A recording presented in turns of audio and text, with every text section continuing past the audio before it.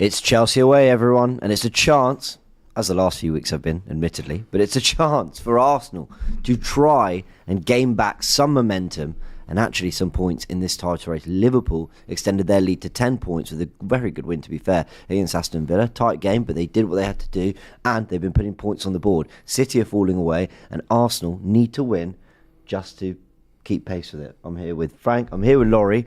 We're going to find out what the starting 11 is soon. Is Martin Ødegaard fit enough to start? He played 5 minutes against Inter. Has Waneri done enough to force Mikel Arteta's hand? And Cole Palmer has been spotted with the Chelsea team. So in the next 15 minutes, we'll have the answers to all that. Laurie, you've got the new merch.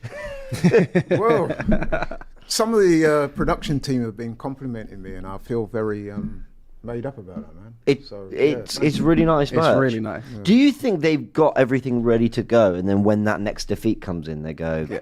It's that meme, innit? Get the classic kits. Yeah. Yeah, get the guitar. Yeah. Go and get the classic kits. It feels that, but it's very nice. Well, let's hope that the new attire will inspire Arsenal to go out and win today, because I've got to be honest, I was listening to you guys off camera, and you guys are probably a bit more optimistic about this game than I am. Optimistic or numb?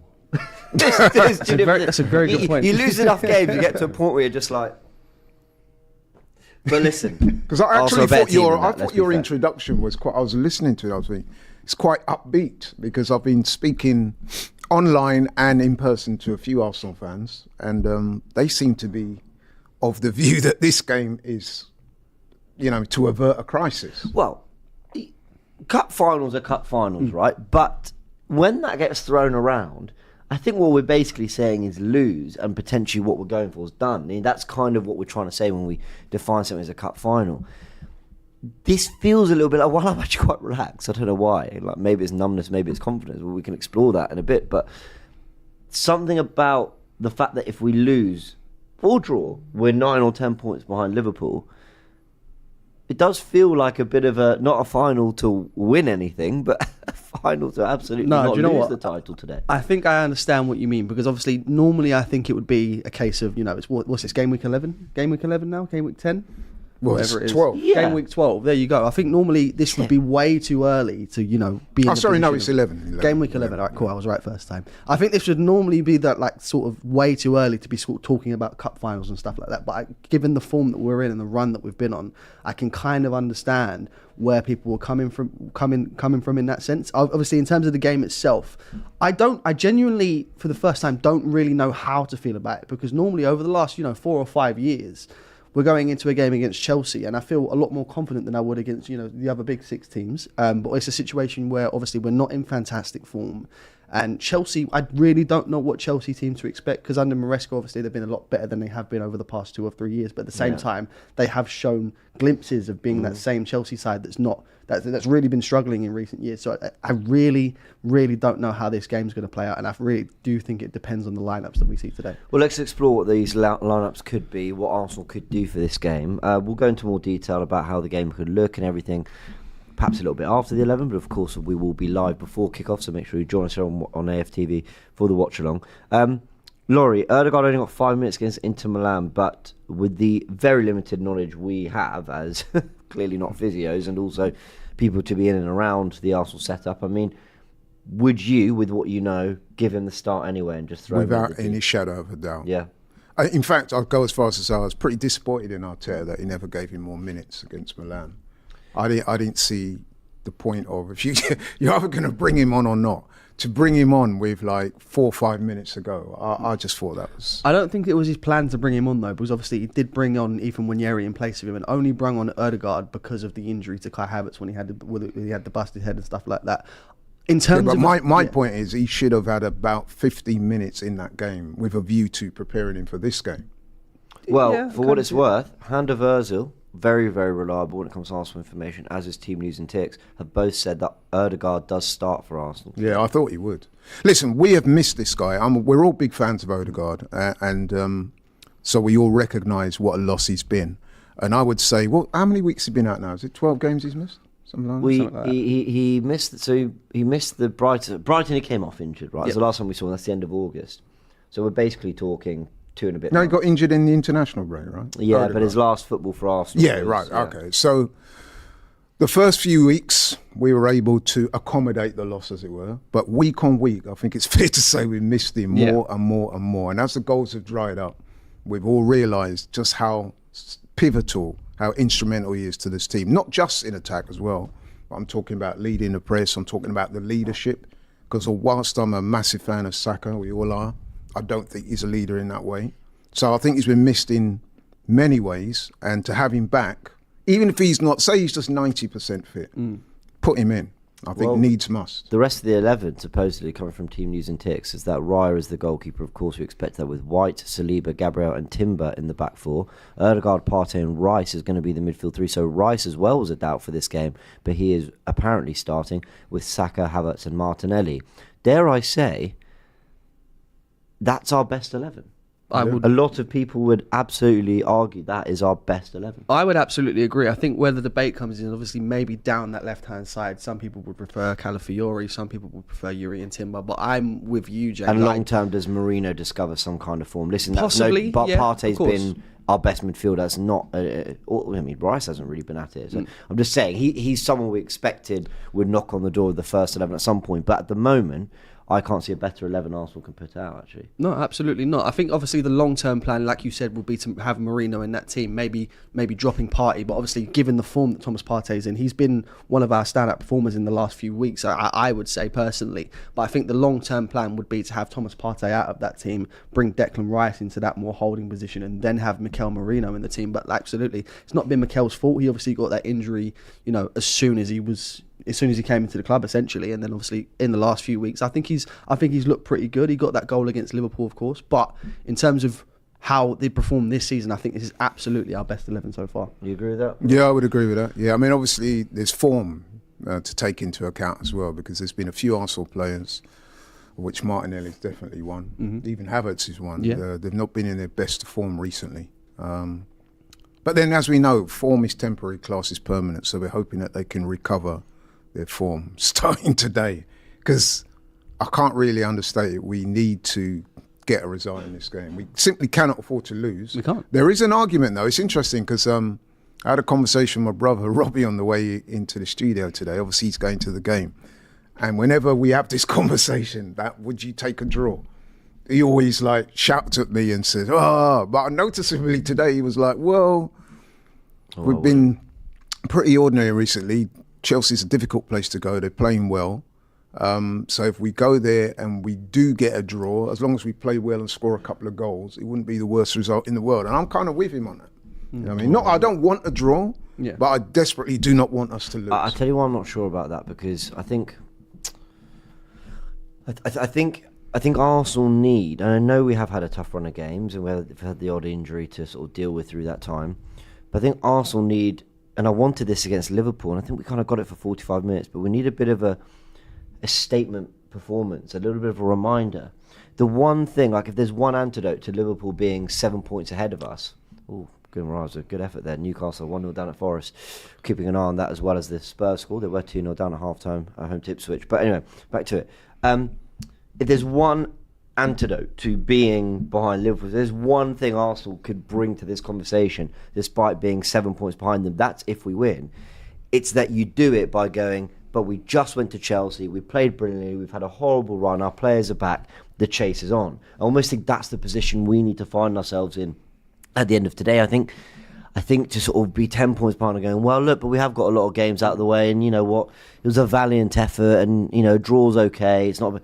I'm not sure that will quite do it. I feel like the work would be too much, quite frankly. No, absolutely. And look, the way I'm looking at it is we've dropped too many points already this season. I think I'm looking at this as a 1-0, not even necessarily because of Liverpool. I'm going to stick my neck out and say this, but I feel like we will start to see Liverpool drop off at some point. Well, the reason why I think this is a must-win today is because we're seeing Manchester City in some of potentially the worst form that they have been in under Pep Guardiola, and I think we really need to try and capitalise on the fact that they're losing games. It's very rare we get to say that with a Manchester City team, and at the moment I think we're 5 points behind them. If we win today, it's only 2 points, and we don't know how long this form's going to go on for them. So for that reason alone, I think today is a must-win.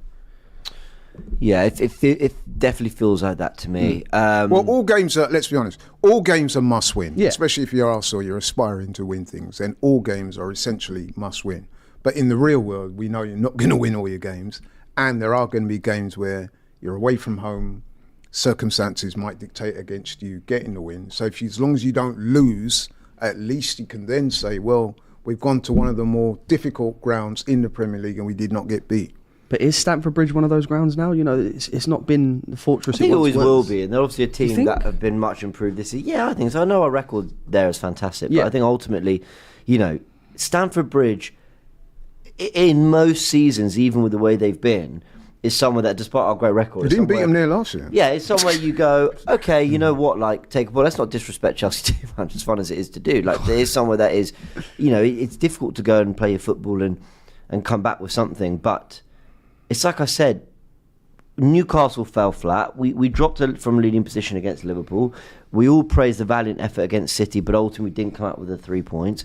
I think there is got to be something in the way of a performance. We lost to Inter that reminds everyone who we are. And that's why with every defeat, the expectation of the next one almost gets bigger, if that makes sense. I think if we beat Newcastle, you know, we'd still be wanting to win, but maybe you'd feel slightly differently. Okay, well, maybe we pick up a point or whatever, but we haven't. We're on a terrible run, guys. We haven't won a game in the Premier League since the 5th of October. It's like the 10th of November. And let's be honest, there's not going to be too many teams that go to Chelsea and beat them on. Let's be honest. I don't think it's not one of those grounds where people are going to look at and say, yeah, 3 points. Even the better teams are not going to. You have to go there and earn it. I mean, I remember when we played Chelsea. They're much better this season. Yeah, I was just going to come on to that. I remember when we played Chelsea. Like, granted, we did play them at home and we smoked them. And I gave a fan cam and I said, that is the worst Chelsea team that I can remember seeing. And I was sort of invoking the memories of people like John Terry and Drogba and people like that and saying they must be metaphorically rolling over in their graves when they see a Chelsea team like that.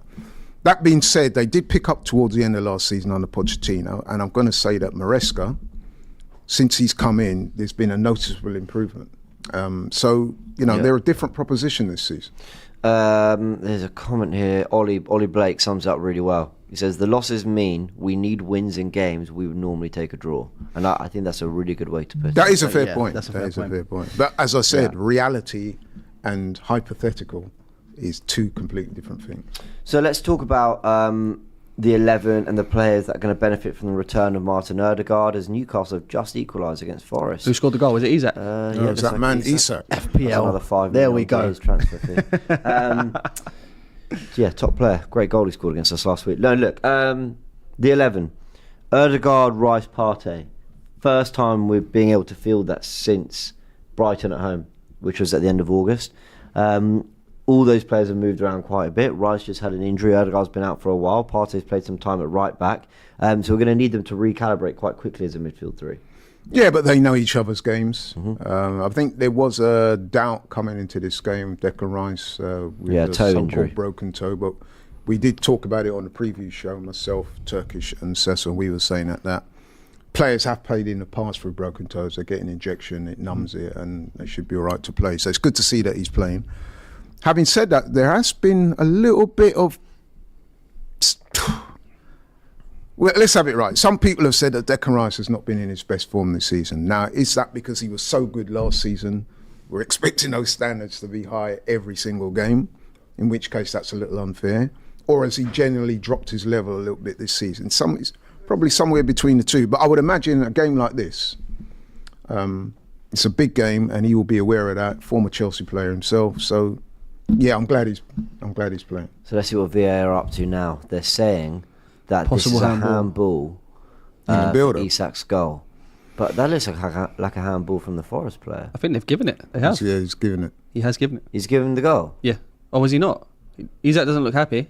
Isak does not look happy. But they're saying I'm confused. I think they're just more reacting to the nonsense of the check, which I sort of agree with. Yeah. What did you guys?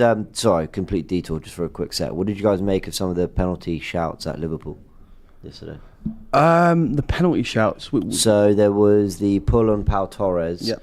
There was the Konate Watkins one, and then I thought, and everyone disagreed with me, I actually thought it was a penalty for a foul on Nunez when Carlos had his arms kind of... Oh, yeah, I saw that. Yeah. I mean, listen, I understand they're rarely given, but it's a foul. I think you're getting that outside the box. But I don't know, any there in VAR or anything refereeing wise taking Yeah, attention it's so this week? like... I think we had enough of that after Wednesday, to be fair. That was a nightmare, absolutely. Yeah, we should talk about that. Well, Wednesday night, what, the San Siro? Yeah, the San Siro. Yeah, the handball for me was beyond belief. The handball. No, but you know what? With that one, right? I see why it's given. Yeah, I see why that one was given, even though he was very unfortunate and it was harsh. But we have seen those given. Yeah. But the one at the other end, when basically Mourinho got punched in the head. Yeah. Daniel Dubois would have been proud of that. Right? You love your boxing, didn't you? Anything that you can do to tie it to boxing, you absolutely will. I feel compelled to compare it with, because that's what it was. It was a knockout blow. It was. If you're a boxing fan, you're watching that, you think, right, you know what? Let's get him in the ring. He could make a good career out. No, but seriously, he cleaned the man out, man. How many times have we seen when a goalkeeper's cleaned a man out like that?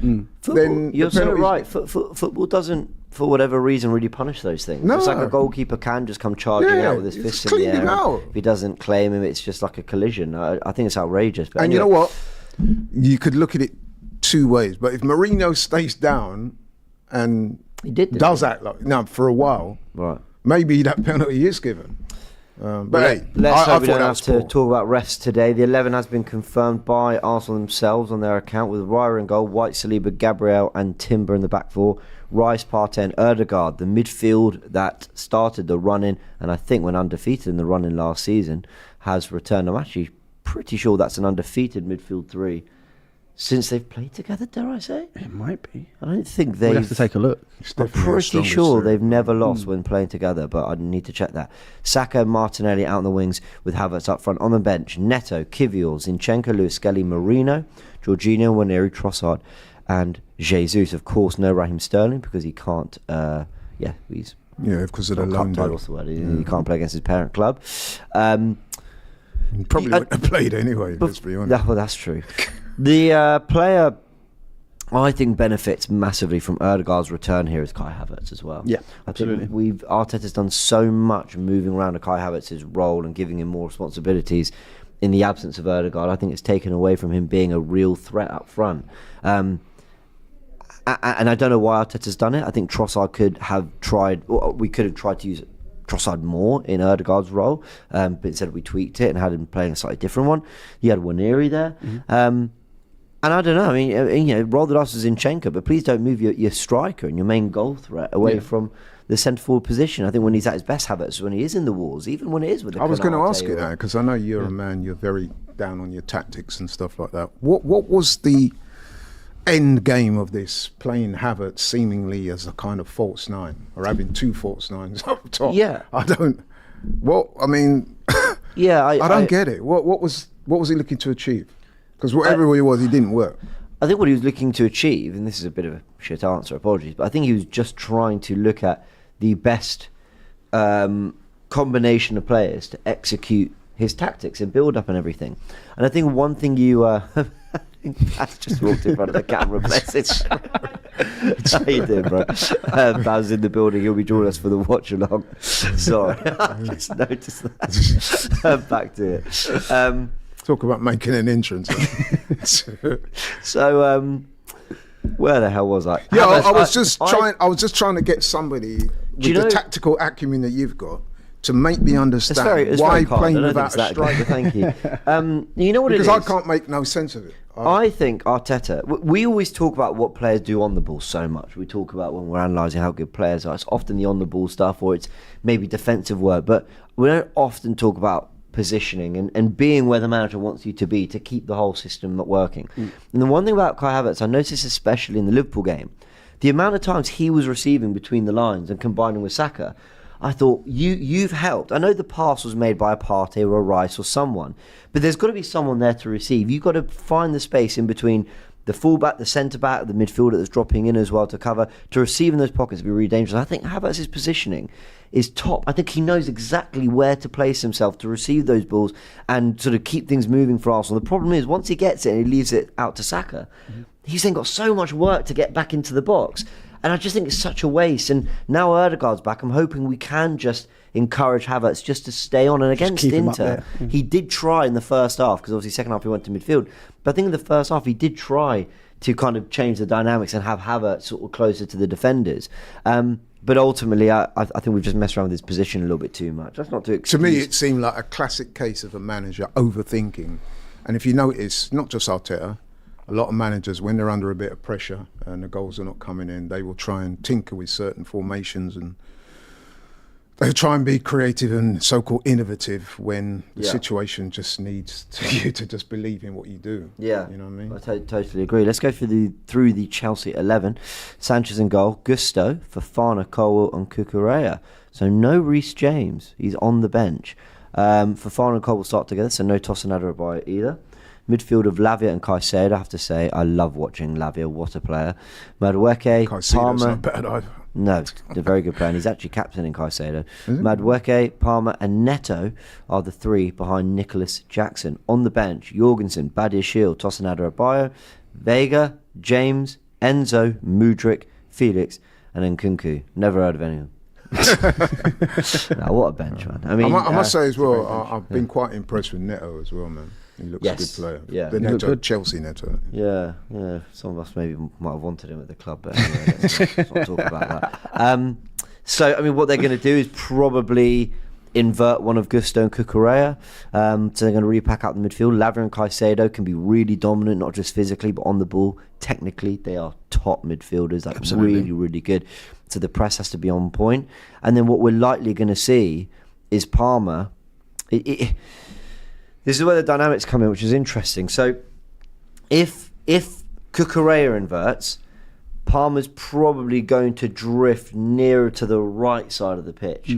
And he's going to be in a battle with Jurrien Timber more. If Gusto inverts and he's getting up the pitch, filling that space, Palmer will then probably drift to the left a little bit more and build up. Therefore, he's up against William Saliba, Ben White, maybe a little bit more Thomas Partey as well. Timber starting, I think, was to deal with the fact that their right-hand side and Gusto Madueke can be frightening. Yeah. But it doesn't look like he might have that battle with Palmer. Yeah, no, I absolutely see what you mean. Obviously, I think it's unfortunate having Ricardo Calafiori out as well. Obviously, I'm wishing him a speedy recovery, and hopefully we can get him back in the lineup soon. But I'm confident that Jurrien Timber has exactly what we need down that left-hand side to get the job done. Absolutely. This is one of those rare occasions, Laurie, where I don't think any fan can sit there and go, "Well, we're missing him," or "They're missing not Arsenal, not Chelsea." This is one of those where it's your best v our best. Yeah. And when you was reading out that Chelsea lineup, you did read out some pretty impressive players. I can't lie. And before the game, there was speculation that Cole Palmer might not play. Quite a few Arsenal fans are getting quite excited about that. But deep down, we all knew he was going to play. Who's the biggest threat for you? I think he's the biggest threat. Cole Palmer. Yeah. Although he's not been on his best form in recent weeks. He hasn't. Chelsea fans will tell you that themselves. So, it's a big game for him as well.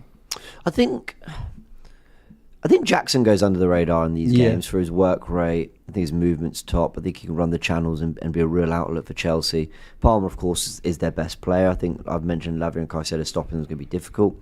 But there is something about Neto and Madueke, very direct wingers, and players that can really force you back. They can really pin you back. Next thing you know, Saka and Martinelli are dropping deep to protect as well. And before you know it, you haven't got out your half for 20 minutes. Like when you've got players that are that direct, that skillful, that quick as well, I know Palmer can be the magic that kind of makes it happen. But even if Madueke and Neto aren't doing so much on the ball, it's just the threat they offer. I'm talking about them with possession.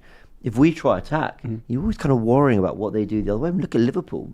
Every time Villa attacked, Liverpool went, "Thank you." Literally every single time. It's phenomenal. And that I worry about that too. And I know you could say something about Saka and Martinelli. I just don't think we've ever been as direct and anywhere near a counter-attacking threat like other clubs with really blistering wingers have been in the league. No, absolutely. And obviously you look at those two specifically, and Madueke and Neto, they've both got pace to burn. Madueke's had a fantastic season, of course, got that hat-trick not that long ago. Neto has been a fantastic signing for Chelsea, and it's gonna be a real challenge for our fullbacks. And but listen, we've got that pace as well. So I think Timber's got it locked down on the left-hand side. I think Ben White's got it locked down on the right-hand side.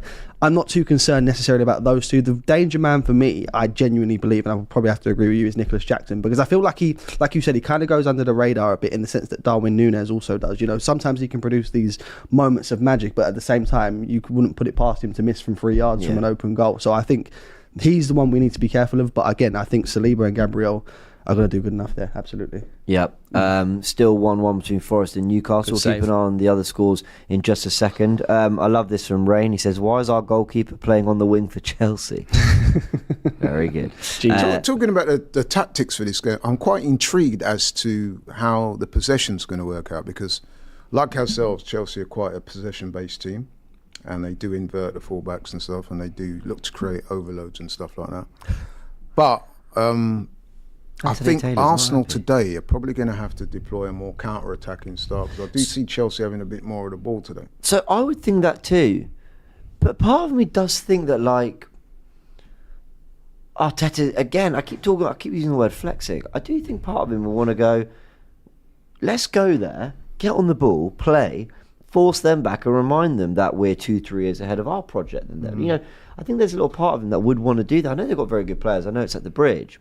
But one of my favourite performances under Mikel Arteta was when we went to Stamford Bridge 2 seasons ago, around this time of year actually, the Gabriel set piece, we won 1-0.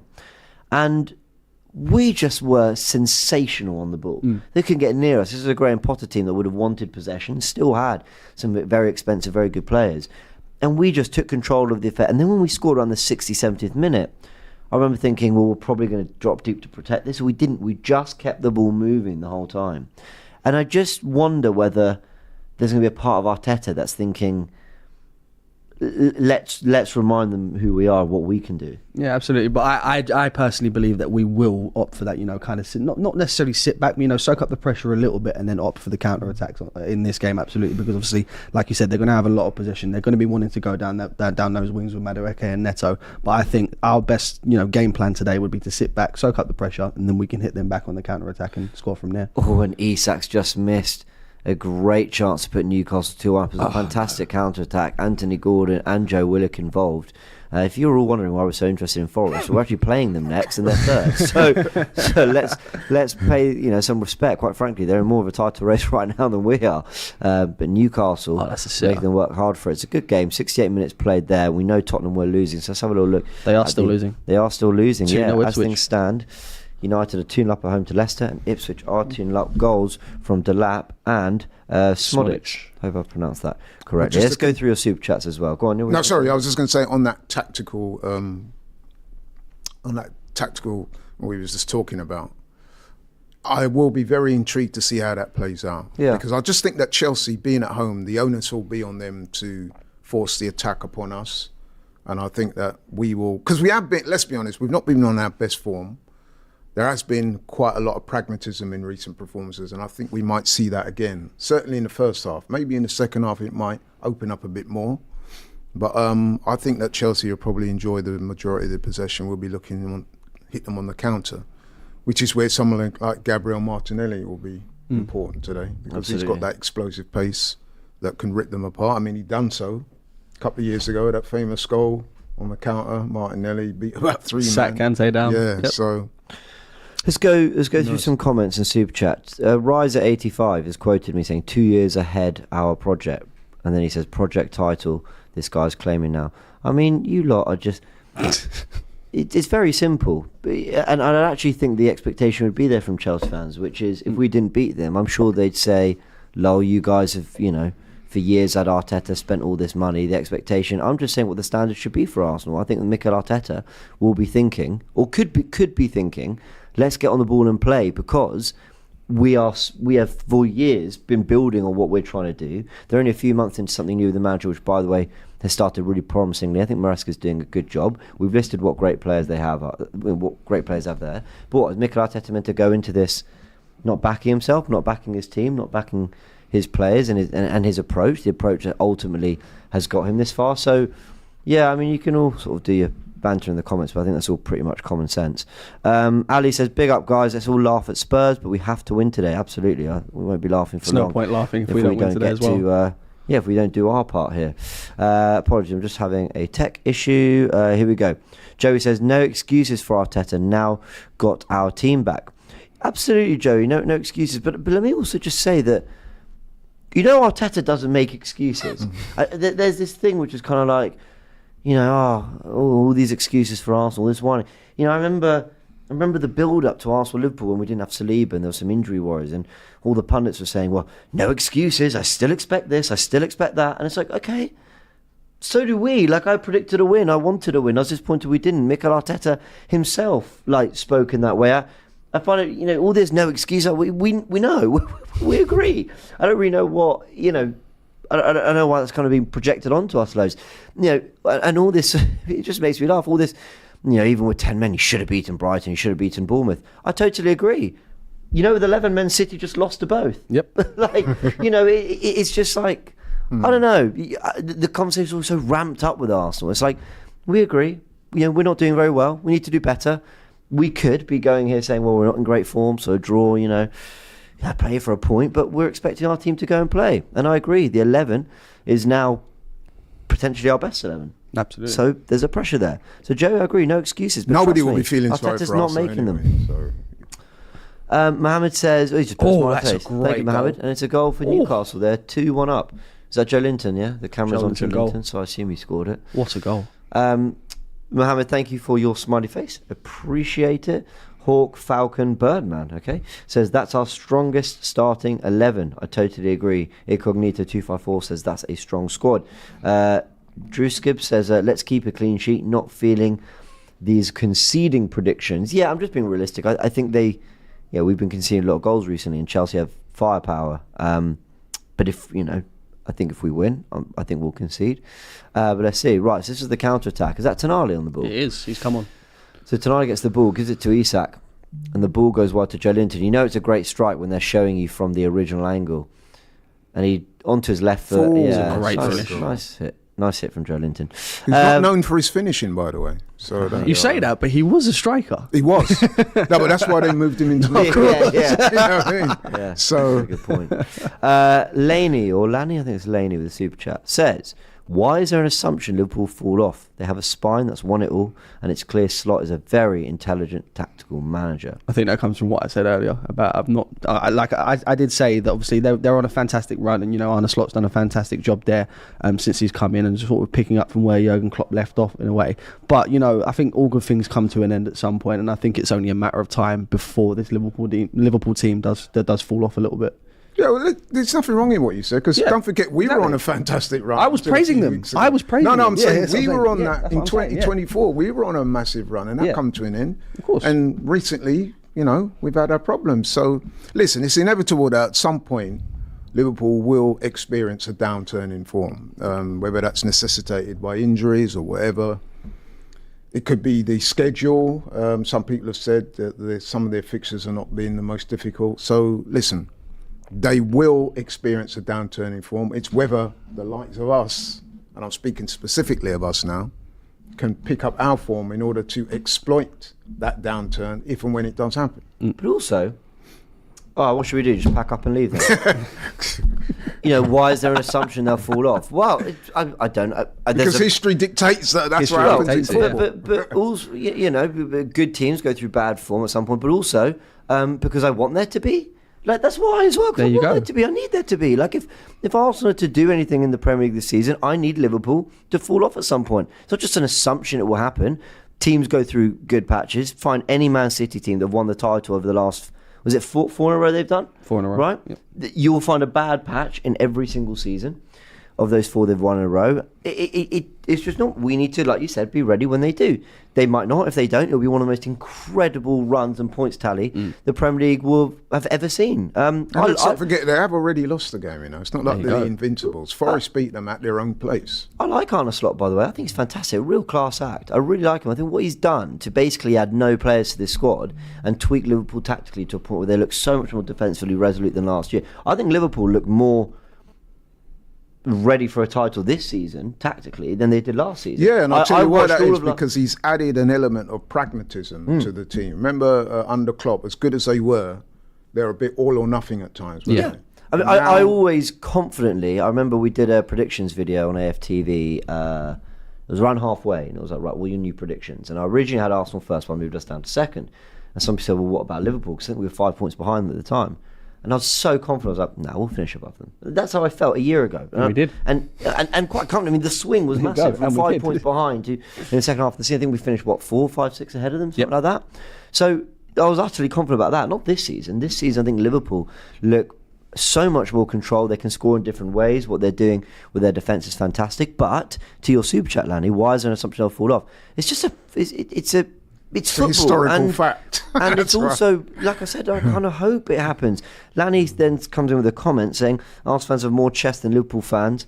Or Arsenal fans having more chest than Liverpool fans are too funny. 5 years, 1 FA Cup and a 700 million spent. Liverpool have proven winners and a very good coach. Lanny, absolutely true. Absolutely. Van Dijk, Salah, they could easily be the difference. I'll also say we finished above Liverpool the last 2 seasons. So we're not delusional for thinking we could be better than them.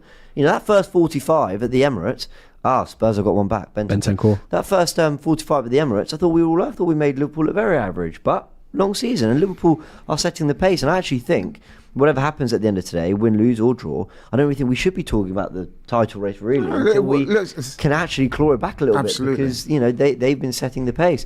And then I like this as well. Koyman Sam says, "You man comparing yourself to Man City, and you're so far off winning anything." Yeah, because that's what we're trying to get to. Of course, we're comparing ourselves to that. I find it funny that you're not allowed to back your team anymore.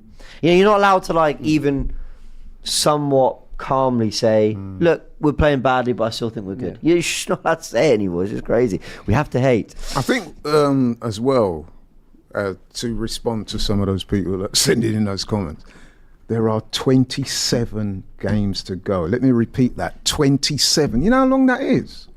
Come on, it's a marathon, it's not a sprint. Like I said, there is a school of thought that says if we don't win today, it's all over. I don't agree with that. I don't think it puts us in a very good place, obviously, if we don't win. And maybe I shouldn't even be talking in these terms. But there's 27 games to go. A lot can happen in that time. So I think we just need to just bear that in mind also. Super chat Raji says the league is far from over, guys. It's put another great run together that we've done in the past few seasons, and things will look very different. That's the spirit. Is that Chris Wood set? Brito says, is Rice fully fit and sceptical of playing him if he's not fully healthy? Yeah, it's a fair question. We hope he is. Arteta has gone for Ødegaard and Rice, so he's got